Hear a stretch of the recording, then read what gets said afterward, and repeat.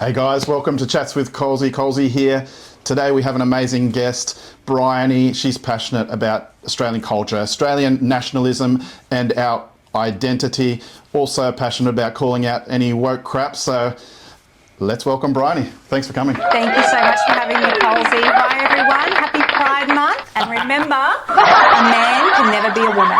It's just biological fact. It's something that they're discussing in Canberra these days. Imagine being a fly on the wall there. It's pretty crazy that they have to discuss. I thought I should say something controversial right from the jump just to set the vibe, set the mood. Absolutely. I mean, I just think just a simple check between the legs will tell you if you're a male or female, but hey, they think there's some different things these days. So, yeah, we're going to have a good chat. Follow Briony Aus on X and Instagram. She's an absolute star on there. She has a unique way of explaining the current issues and calling it out, which sometimes makes you laugh, but really brings the point home. So follow Briony Aus on Instagram and X. And firstly, Briony, just tell me about your upbringing in Australia and how you think it's changed over the last couple of decades up until where we are with the mass migration and the changing of our culture. How do you feel about that? Growing up in the 90s in Australia, I've always lived in smaller coastal areas, and I always felt like I was surrounded by my own people, and there was a sense of pride and a promise of freedom and prosperity. And I feel like over the decades, it has slowly declined to the point where it almost feels like we are disconnected from our cultural heritage, surrounded by people who don't agree with what it means to be an Australian. Yes. And slowly the grip of there's a grip on our freedoms, and we're slowly seeing them disappear. And I'm concerned, and I think it's time that we all acknowledged it and spoke out about it. Well said. I think what you're saying is you're losing something. Yeah. We feel like we're losing something here, which we realise has been the foundation of the Australian dream and the Australian way of life. And me too, I grew up in country towns, and so when I grew up, it was white people, Italian people, Aboriginal people, but yeah, 99% white people. And, Islamic culture, I wouldn't have even known the word. I wouldn't have even known anything about it, let alone seen a hijab or seen many Indians. The Indians that did come back a couple of decades ago were more culturally fitting in, and the government has just brought in hordes of these people in the last couple of years, and it's really changed the fabric of our culture. So I feel like it's a loss, isn't it? It feels like we're losing something, and we don't want to lose it. It's a loss of the potential of what Australia could be, because I feel like Australia has the potential to be a great and prosperous and strong country. And I just feel like we're under attack from all directions, and it's being stripped away from us, and we're being weakened, attacked from the inside. As a people, Australians have been under attack, and the culture. And guess who? From our own government. Yes. From the corporates, from the system, from the global powers that be. It's like an invasion of our culture, a degradation of our culture from within. Yes. They're not coming over here with guns and weapons. Our government is literally shipping them in, paying for them to destroy our culture and way of life. I want to touch on that with you because I know you're very tuned in to the global agenda with the organisations that seem to set the agenda and our politicians seem to follow. So where do you think these agendas are coming from, the organisations, and why do you think they're doing what they're doing? Do you have thoughts around that? I think so. I think that for decades our government has been captured by this globalist agenda, which is why we vote for Labor and things get worse, and then we vote for Liberal and things don't change, and it doesn't matter who we vote for. It's just a steady downwards decline regardless. And I think the closer we get to this globalist agenda, the more evidence we can see that it is real. It's not a conspiracy theory. We can see that it is happening. Yes, you're right. So there's a clear distinction. The distinction is globalism versus nationalism. Yes. So we've been under a period of a couple of decades now with out of control globalism. And I think globally, the USA with Trump and the UK and Europe is starting to wake up, and we Australians need to wake up too, that what's made us great is our unique national identity, particularly in the Western world. So we're all under attack. Today we're talking about the Western world, but obviously we're Australians, so we're talking about here, but it's no doubt all around the world. And it seems like the Western world is trying to be infiltrated. Do you think organisations like the UN, the WEF, what does the WEF stand for? The World Economic Forum. Yes. The United Nations, the World Economic Forum, the World Health Organization, yes. the European Union. These Yes. are all global organizations that aim to consolidate all of the countries and the entire global population under a totalitarian one world government. And the reason why we can see the same things that are ruining Australia also ruining other Western countries Yes. and Europe is that we are all signed into these international deals with the United Nations and the WEF. Yeah. And that is why it doesn't matter whether we're voting Liberal or Labor. Ultimately, they're a uni party because Australia has committed to these global promises, such as the Paris Agreement. I feel like Donald Trump might have torn up some of these agreements. Do you think it's possible for a Australian party and a politician with the right national approach to tear up these agreements? I know you said they seem to be committed to these things. Is it possible to get out of them? Pauline Hanson and One Nation did say that they want to leave the UN, the WEF, the WHO. They want to can the Paris Agreement. And if any policies are going to win them the election, it should be those ones, because those are the things that Australia, we really need to distance ourselves from those things. Wow, if she said that, I'm right with you. That should be front and centre, shouldn't it? That Yeah. should be the thing that they're almost campaigning on, because that is clearly, when I look at the UN, sometimes you see it on TV, you know, you've got people from Somalia, from countries that haven't even got themselves together in any way, shape or form, and they're sitting there having the same say and the same authority as countries that are so well advanced and developed with peace and prosperity. And people are meant to listen to everyone as if they're on equal footing. And really, these organisations, to me, appear to want to make everyone the same, which really what they're doing is trying to bring down the developed world to where the developing world is, rather than bring the developing world up and encouraging the developing world to even go further. They're trying to bring us down. Is that how you feel? Absolutely, that's how I feel. I think that ultimately what they're trying to do, and we can see this with the mass immigration, is they're trying to eliminate national sovereignty and cultural identities, basically a world without borders, that can be easily controlled by this one world government. And part of ruining our cultural identity and our national pride is to bring in millions and millions of people to ruin our culture and our country, to dilute our bloodline, and to eventually make it to the point where everyone's just a mixed race of meaningless. There's no cultural identity or heritage, there's no national pride.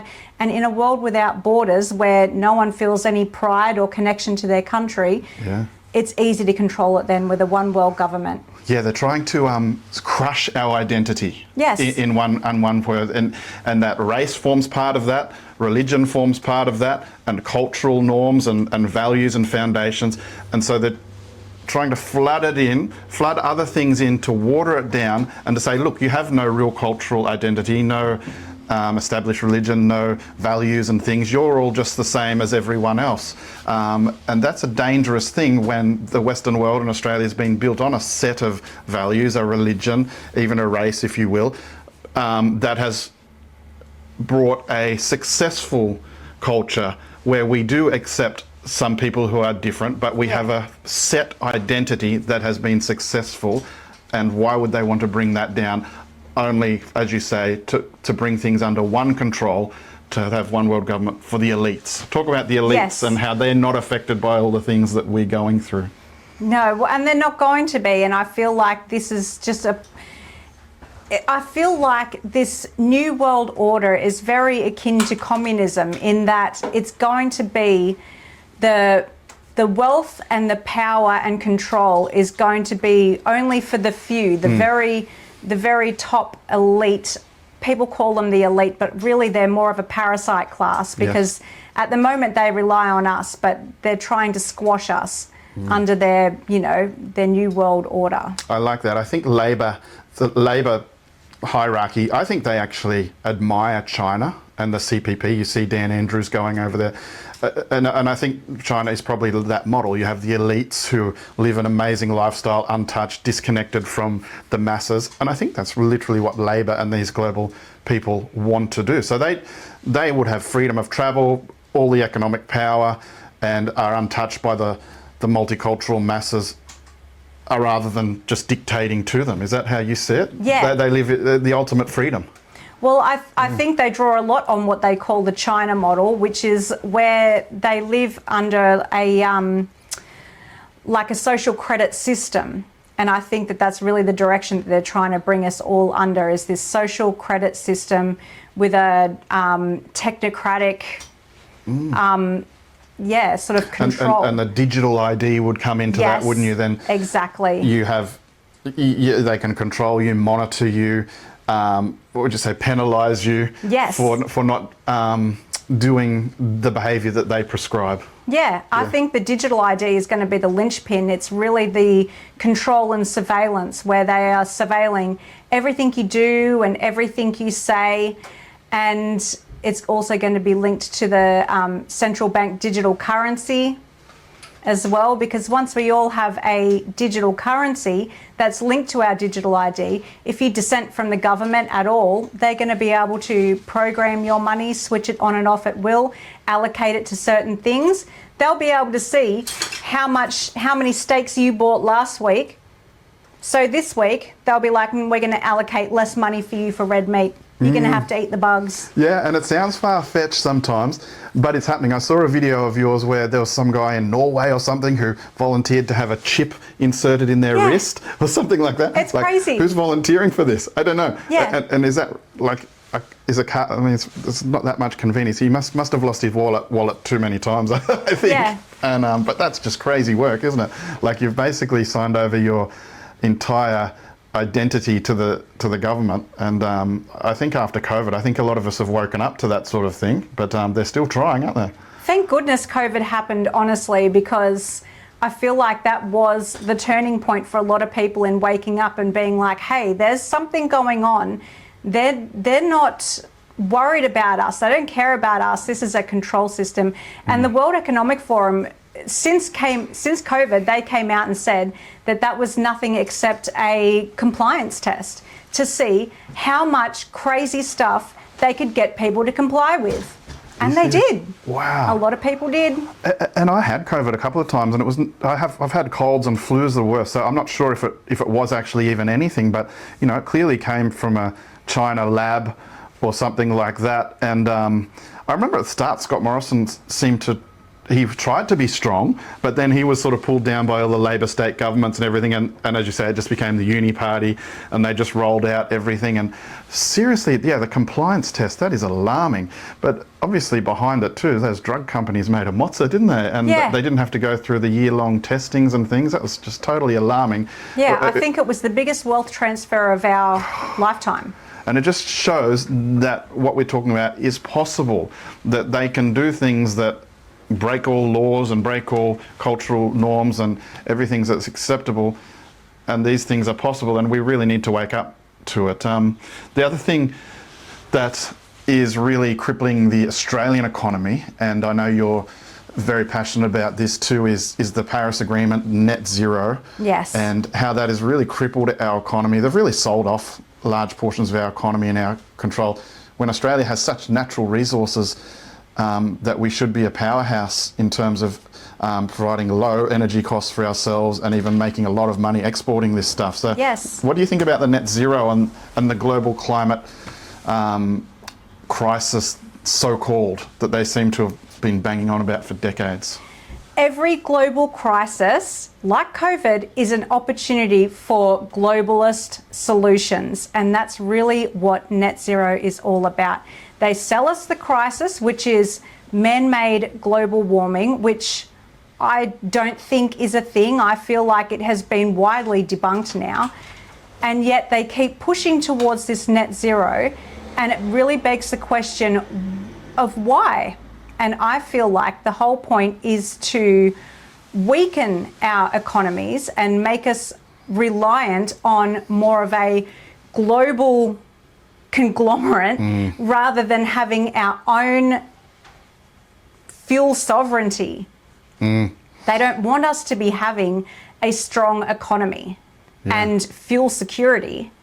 They want us reliant on the elite. Exactly. Who have the solutions to the problems that they created. Yeah. Yeah, I feel like, people like that, Al Gore or Bill Gates and the elites, the globalists, those organisations, they're literally creating problems that don't exist. It's a lot like some government departments in Australia, isn't it? They literally have to spend their budgets to show that they're doing work, and so that they can get another budget. But it's just, they're creating problems. They create a little bit like, who's that, the media Karen and her thing, and she's created this whole economy around her and around banning under 16s from social media and these sort of things. It's not like we have other way bigger problems in our society, like importing criminals and stuff. And talk about that. There seems to be endless stories where criminals from different cultures in our society commit crazy crimes, and they go before the judicial system, and constantly you hear things like, oh, they had a bad childhood, or we can't send them back because they won't get their NDIS, or they'll be in danger if we send them back. What message is this sending to Australians?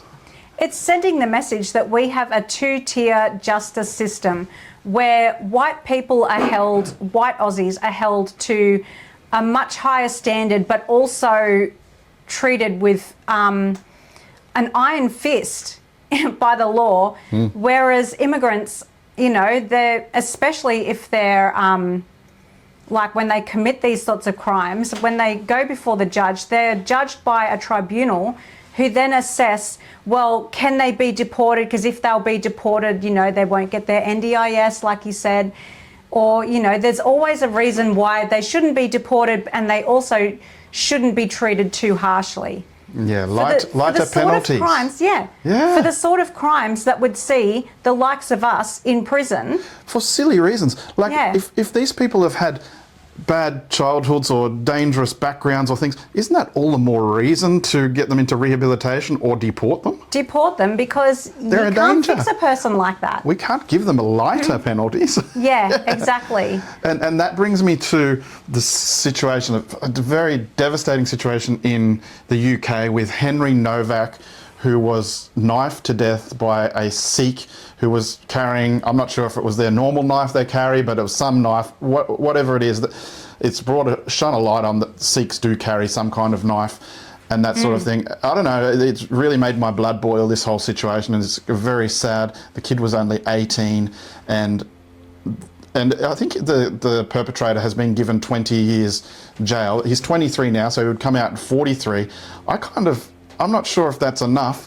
And the family covered it up and lied and claimed racism. I'm not sure if what's happening, but think from what I've heard, the family should be getting prosecuted and penalised for lying, misleading the course, and even deported. Why not? But they're still there living in their house, and the son will be out when he's 43. The whole situation smacks of double standards, and I think that's been a massive wake-up call. And you juxtapose that against the George Floyd thing, which started Black Lives Matter and started a whole riots all over the place. Very sad what happened to Henry. And how do you think multiculturalism and the failed project that's been has set up that situation, hasn't it? I think that really illustrates the two-tier justice system and the double standards that exist. And it really feels like it is an anti-white issue, because the person that killed Henry, he was an immigrant, yes, but he had been there long enough to know, obviously, that the greatest crime that anyone can commit is racism, which is why it was actually the brother that called the police after the attack and said that his brother had been a victim of racism. And when the cops showed up, instead of noticing that there was someone on the ground actually dying, they went with the narrative of he's a racist, and instead of giving him the help that he obviously needed, they handcuffed him and dragged him along the ground. And when he said, "I've been stabbed and I'm dying," the policeman actually said, "I don't think you have, mate." So disturbing. It's disturbing. You saw the hands, the white hands behind the back. The police officer, I don't know. It just shows, and it's clear within the documentation and the training that they've been, and it's happening in Australia too. They obviously, as you said, racism is the biggest crime. What a joke. It's a greater crime than murder. What joke. We don't, like for me, we don't even have racism. I have half black children, and they might have had one instance, but it was someone calling them a name. Honestly, big deal, grow up. I've been called names for having red hair and things like that. We don't really have, racism to me is when people are locking people up in cages or enslaving them or disadvantaging them, because we don't honestly have that in the West. We haven't had it for a long time. No. People calling that racism, for the institutions to be indoctrinating people that this is the biggest crime, is absolutely maddening. At this point, I think Australians and the rest of the world have to wake up and push back, and to the point that these institutions change their training and their indoctrination, because this is just crazy stuff. You've just pointed out that they're saying that racism is worse than murder. It's crazy, absolutely crazy. Yeah. And I think that the racism narrative is really just a way for them to shame white Australians and white people all across the West and Europe and the UK, to shame us into being quiet and not complaining about the fact that we are being demographically replaced in our own countries. Yes, shame is the word, because it's not, I learned this, guilt is when you feel like you've not meet your own standards or you've broken your own rules, and shame is when you've broken someone else's rules. Yeah. So we don't feel like we've broken someone else's rule, but the authorities, the system, the communications are making people feel shame, and they're just trying to silence people. But it doesn't go both ways, if you notice. These other cultures are quite happy to complain about our culture and say white people are bad and this, that and the other. It's not a two-way street, and I think there's going to be a massive pushback to this. I think it's already brewing after the Henry Novak situation over there in the UK, and it's only going to grow because we've had enough. Yeah, enough is enough. Yeah, exactly. And the significance of Henry Novak, even though Henry Novak is just a point on the graph, and there have been many before and there will be many more after, but the significance of that point on the graph is, you draw the line to the different points on the graph, and it's like, what does that line tell you? It tells us that there is a trend.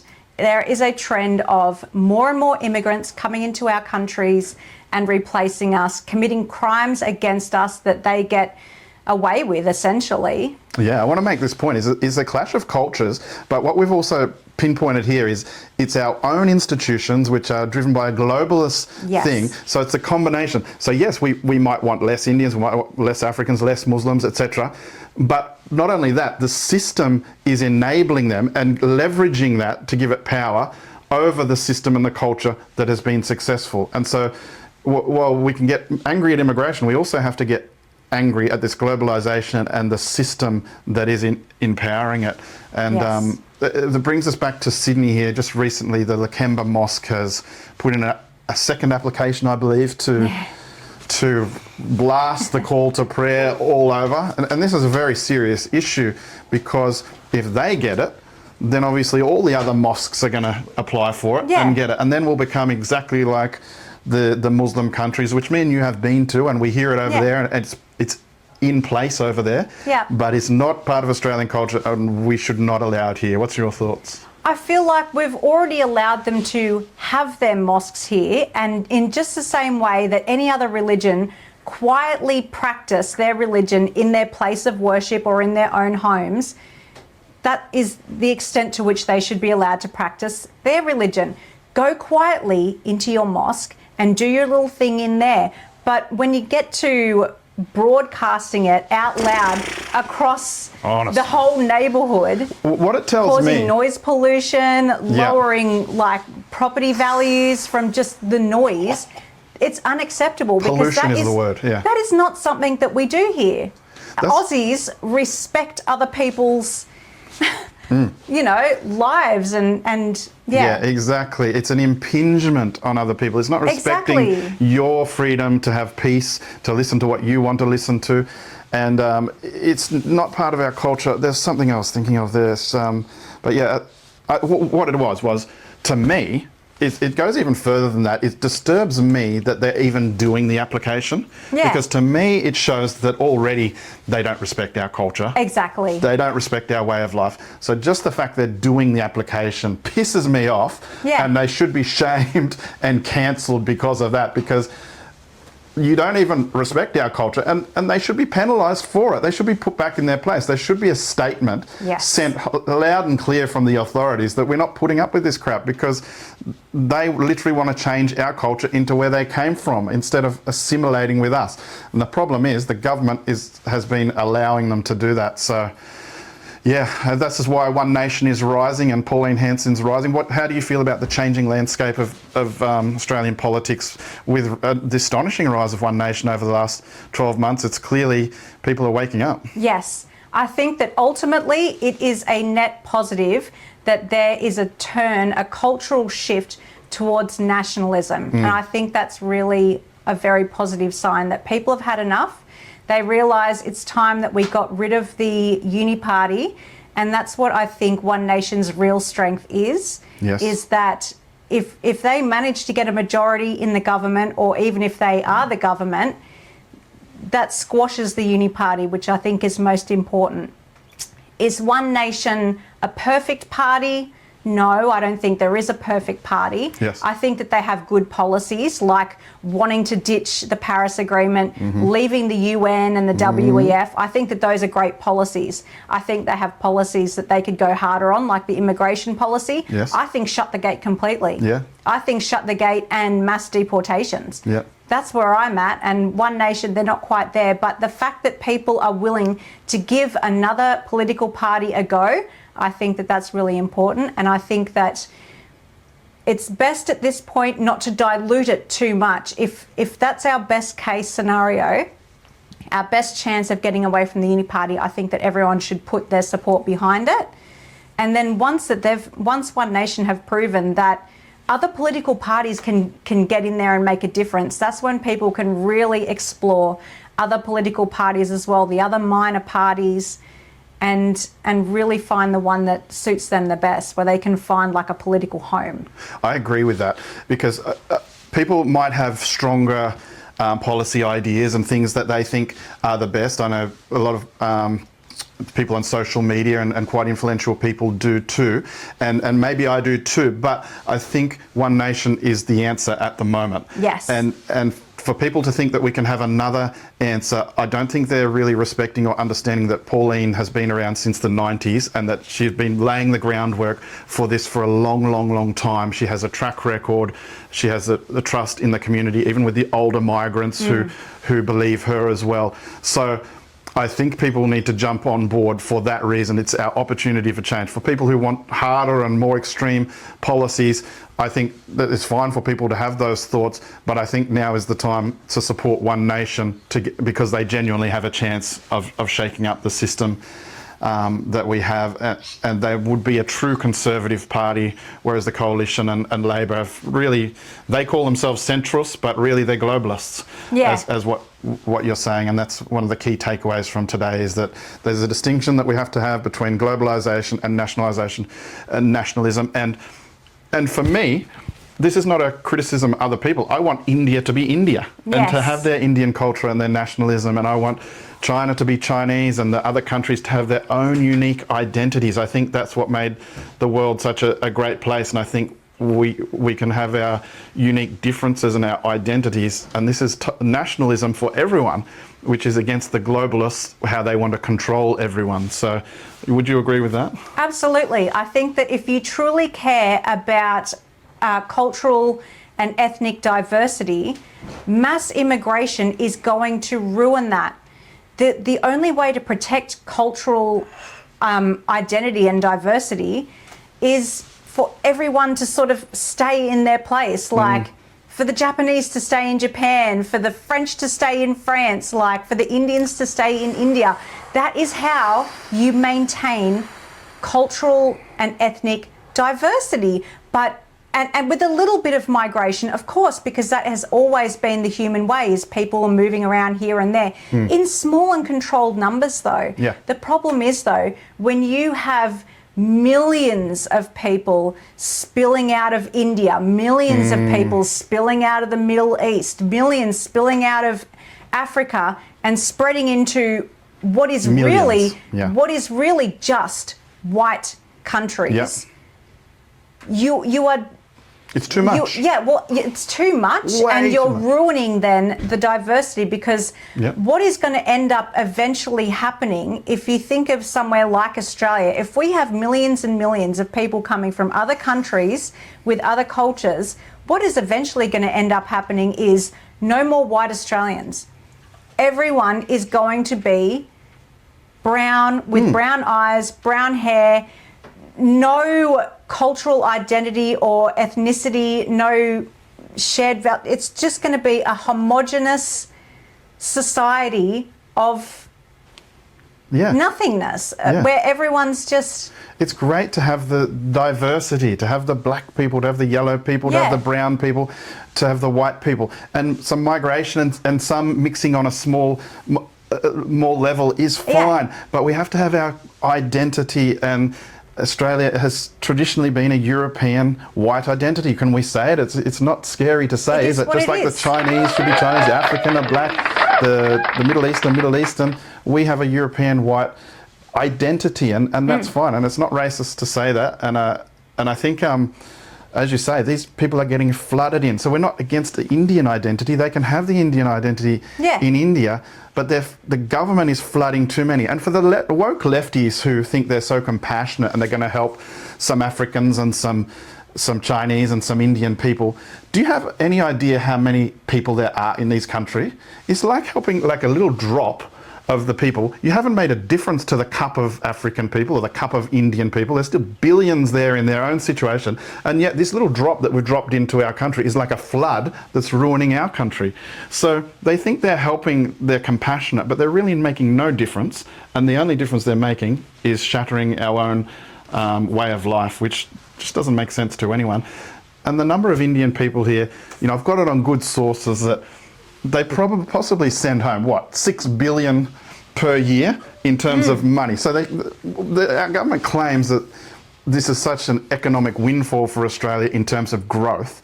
But the reality is these people are sending enormous amounts of money out of Australia. Yeah.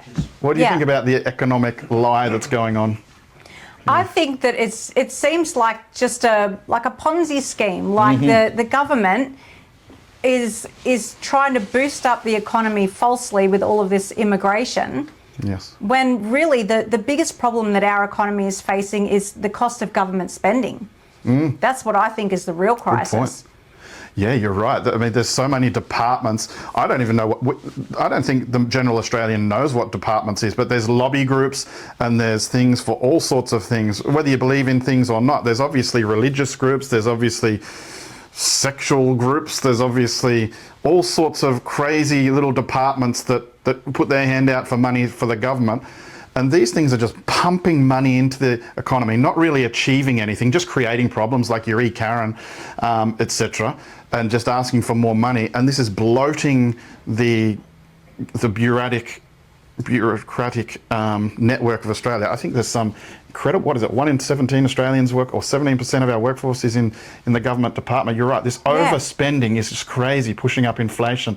That's the Labor way, isn't it, to get their everyone dependent on them. What do you think about that we should be cutting back the spending on these crazy departments? I'm a libertarian at heart, so I feel like we should have as little governance and bureaucracy Get out of as our lives. possible. Yeah, exactly. More freedom, less government. That's right. So, Doge the lot, I think. yeah, what is that? Elon Musk, the Doge over there in the USA. That's what we need. Who can do that in Australia? I don't know, but yeah, Pauline's got to get her team in there. Yeah.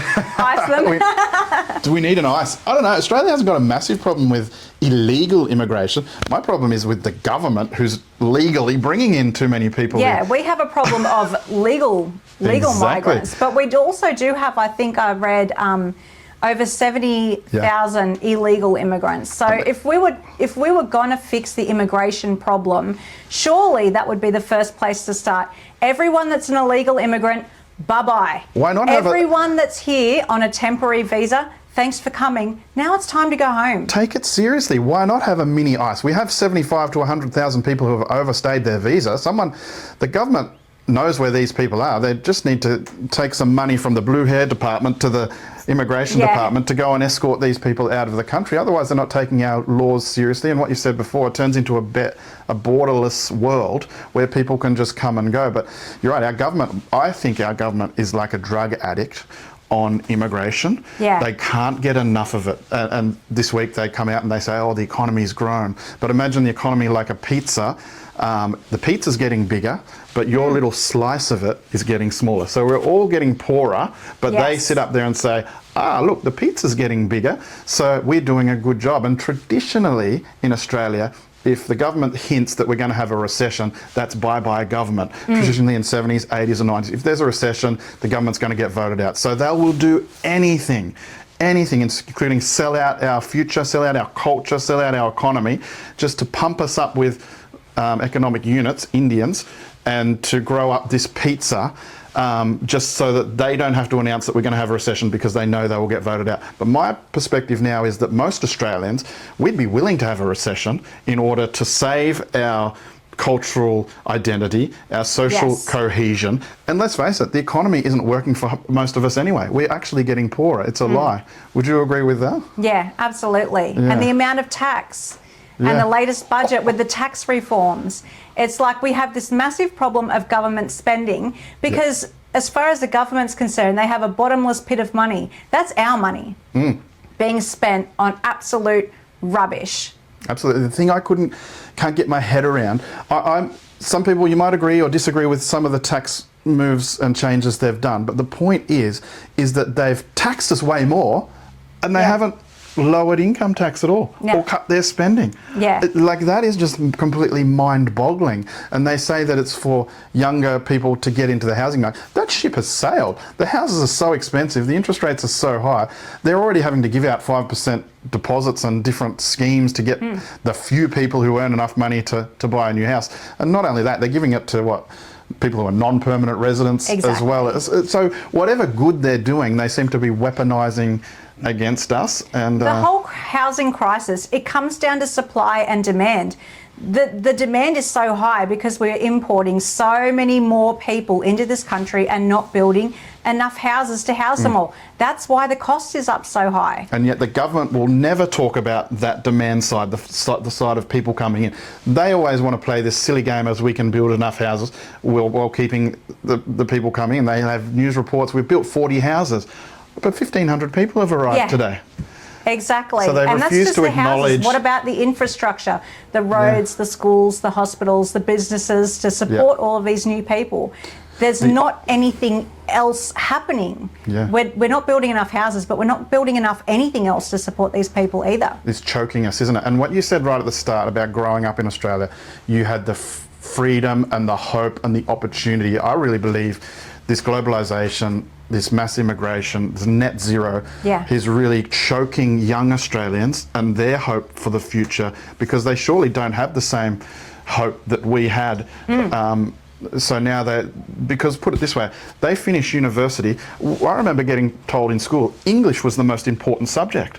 All of a sudden you finish school, you go into the job market, it's flooded with Indians and they can't speak English as fluently or the way that we know it should be spoken, and yet in all the banks, in all the big corporations, flooded with Indians. And I think it makes a mockery of our education system where the kids are trained in our system that English is so important. You have to learn English very well. You go out and these big jobs are being taken by people who we think can't even speak English. Yeah, and the education standards and the outcomes are dropping anyway. Like the kids can't even read and do maths anymore. Our education system's been sold out. It is the immigration system. And by virtue, they've sold out Australians' future. This makes me angry. But I might ruin your studio soon if I keep thinking about this stuff. But it's really annoying. I think for my own kids, they've gone through our schooling system and I know they're going to go out and try and get a job. And they're just going to get flooded with all these people from all around the world competing with jobs. And the system seems to almost favour them. It's not even just the people that they're going to be competing with, it's the AI as well. And that's another massive part of this globalist agenda is like, what is the future of today's children going to look like? Are they even, what is the job market going to look like for them? If AI takes all the jobs, are people going to be put on a universal basic income of CBDCs? That's the dark side of it, isn't it? Controlled by and, you know, monitored by their digital ID. Like, how hectic are we going to let this totalitarian future become? Good point. Excellent point. That's alarming stuff. And yeah, we need to think about the future of our country, and we need people with a vision. And Pauline Hanson, and even if the rest of the world goes crazy, surely we're an island far away, detached enough, we can chart out and map our own future that we feel like is slipping away. I think we need leaders with vision and something that we can aim for and policies to go for as Australians that we decide by ourselves rather than getting pushed by the global elites. Do you think that's possible, and is that your hope? I wonder what truly the answer is going to be, because if every political party is going down the same path, and what if, even worst case scenario, if One Nation and Pauline Hanson are also just another puppet in the system, then what does the answer become? How much worse are we going to let things get? What is the answer if voting can't fix this problem? Then what do we do? That's what I can't help wondering about. Well, the government goes on about, you know, Pauline Hanson, you're being divisive, or nationalists, you're being divisive, when really they are the ones who are being divisive by penalising the identity, the culture, the people that are here, and bowing down to every woke ideology that's coming in. They are the divisive ones. Albo is the divisive ones. And I think that needs to be made point, because that's what they rely on. Other people like Nationalism or Pauline Hanson, they're being divisive. No, they're not. They're just trying to maintain our way of life. Yes. So, there's lots more we could talk about. I'd love to have you back, Briony. But everyone, please follow Briony on X and Instagram. She is absolutely amazing. As you can tell, she has this calm demeanour which able to explain things and really gets to the root of things very well. And so I think she has a bright future in social media and in commenting on our society and our way of life and standing up for our identity. So get around her, and thank you so much for coming, Briony. You've come a long way today and I really appreciate it. Thank you so much. Thank you very much. Thank you. Bye.